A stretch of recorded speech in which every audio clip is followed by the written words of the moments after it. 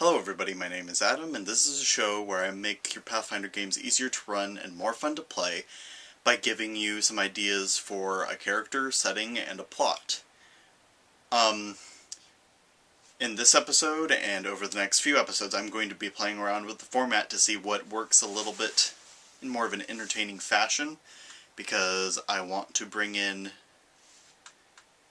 people who don't know quite as much about Pathfinder and role-playing games, and I want to make this not only informative for the people who do play, but fun to watch for the people who don't. And I want to pull people in rather than keep people out, because sometimes some of us have a tendency to keep people out. Everything will be in the description below, as usual. If you want to see all the notes I have and have the character for today fully statted out, it'll be in the description below, like I said. Okay.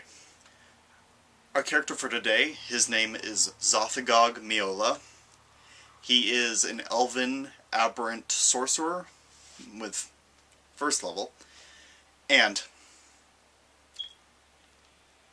he is perhaps one of the weirdest characters I've ever crafted for this show. I was partly inspired for his character by a manga called Are You Alice?, which is inspired by, I guess, the Alice in Wonderland universe. Why that matters is because he uses Wonderland sort of thinking. His methods of thought and argument and philosophy are very, very strange. He will defend a point to the end, even if it only makes sense on a literal level. For example, in his choice of religion, he does have a religion, he chooses to worship the black butterfly. This is because he had a mentor who was a Des Knight. Worship Desna. The black butterfly was created by Desna and is often called Desna's shadow. And since Zothagog was following his mentor around, he said, "I am your shadow.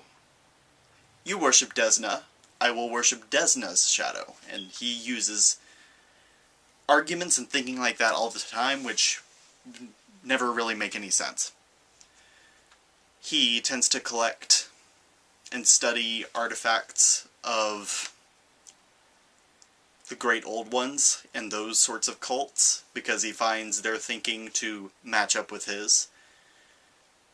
However, he is more benevolent at heart than most members of these cults, so he's never found enough interest in joining a cult, ever, because their rituals are often maddening and bloody and basically stand for things that he doesn't stand for. The setting for today is a temple in the Mwangi Expanse. For those of you who aren't playing on Galarian, the Mwangi Expanse is a warm jungle area, sort of like the area near the Amazon River, basically a rainforest.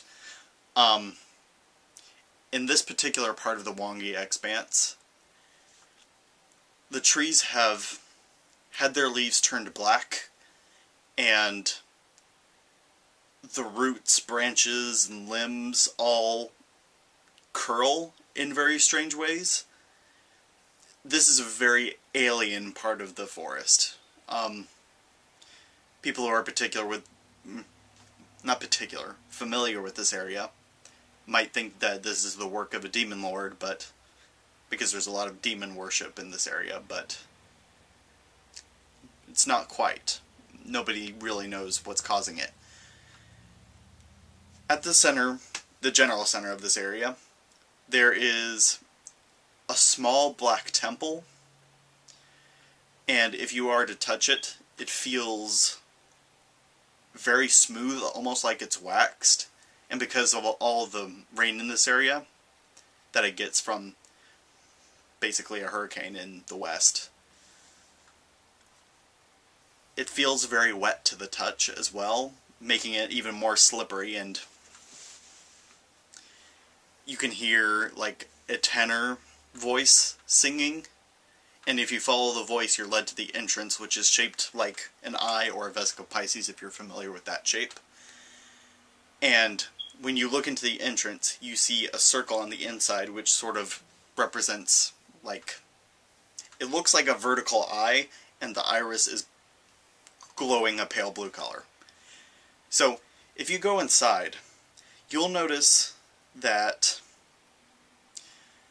there are corridors leading down, but there's almost no reason for them to exist because they don't branch off into any more areas, which is even more bizarre. This is a bizarre episode, if you can't already tell. And if you stay too long in these corridors, you eventually get either caught up in a demi-plane, or, if you want to run it this way, the party's caught up in a maze spell, and they get caught in a labyrinth for a long time.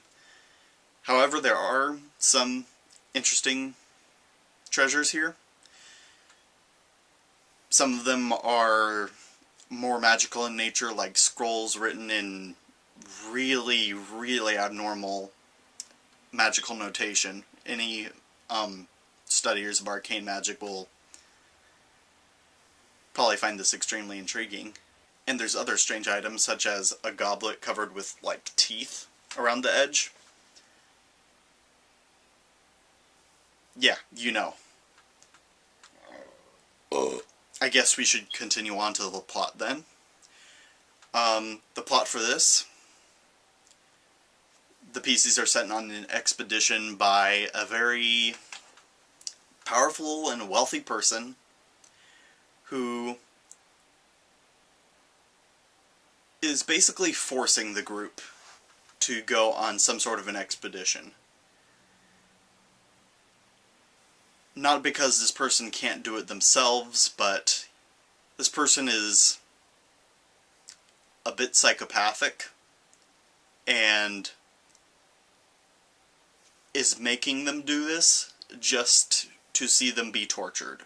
Like, when I thought of this, I was imagining this very powerful person being,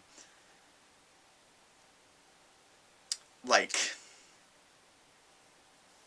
a 7th or higher level wizard, and has the ability to scry on them and have, like, an imp as a familiar. More diabolical and maybe Chilaxian than anything, if that makes any sense to you.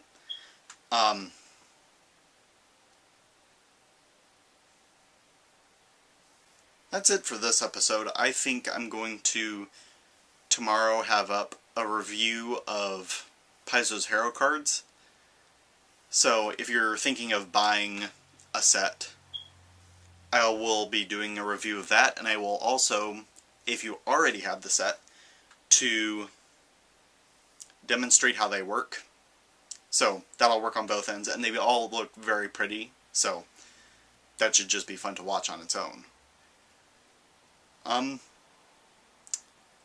don't have any other special ideas after that. I think I'm going to do this campaign notes series every other day, and then have something special in between. I think that's what we're going to do for now. Of course, I'm an obsessive tinkerer for this channel, and I like to improve. So, I will see you all later.